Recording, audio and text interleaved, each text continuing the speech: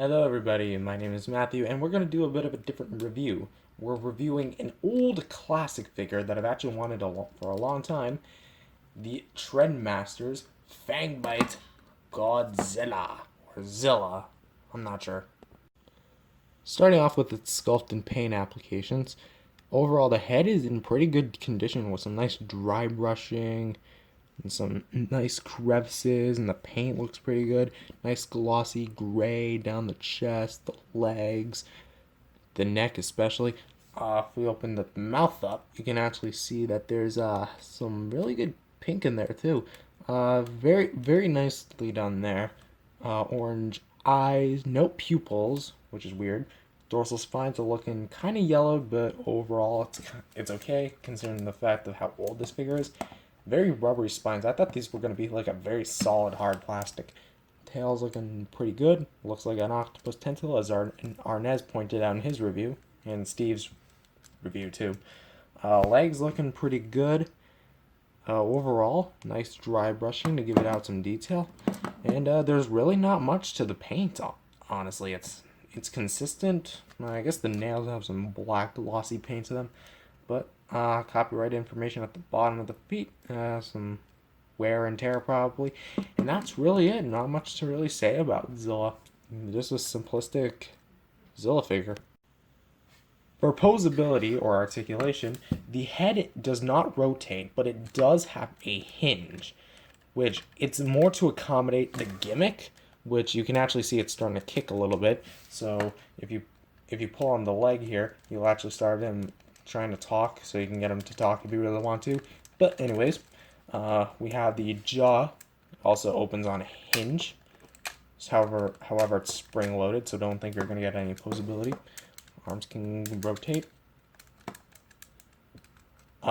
This leg can kick forward about that far, backwards about that far.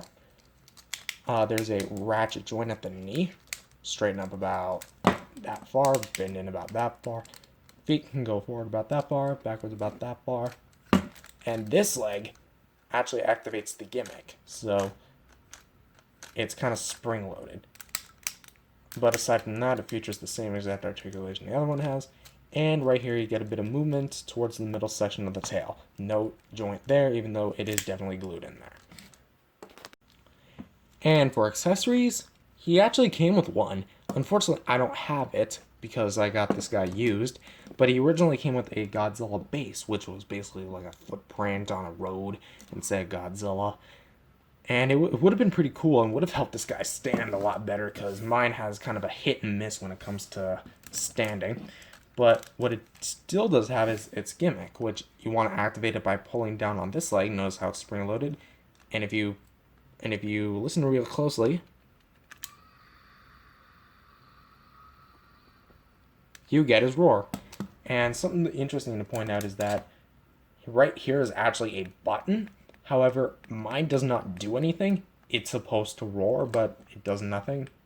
Also, if anyone's curious, no, pressing the head down will not activate it. You'll just get a normal talking motion. But yeah, that's basically it for gimmicks and accessories. Now let's go on to the size comparison. Here's Zilla standing at his tallest next to the Playmates Godzilla vs. Kong Heat Ray version, which you can definitely see they're not in scale. I think Zilla is about 60 meters, Godzilla 2019, 2021 is about 120 meters. So yeah, this is definitely not in scale. And here he is next to my favorite Godzilla figure, the NECA Godzilla 2014, and the only other Zilla in my collection, this little guy, which, just to point out, yeah, they are definitely, I definitely needed this upgrade, definitely.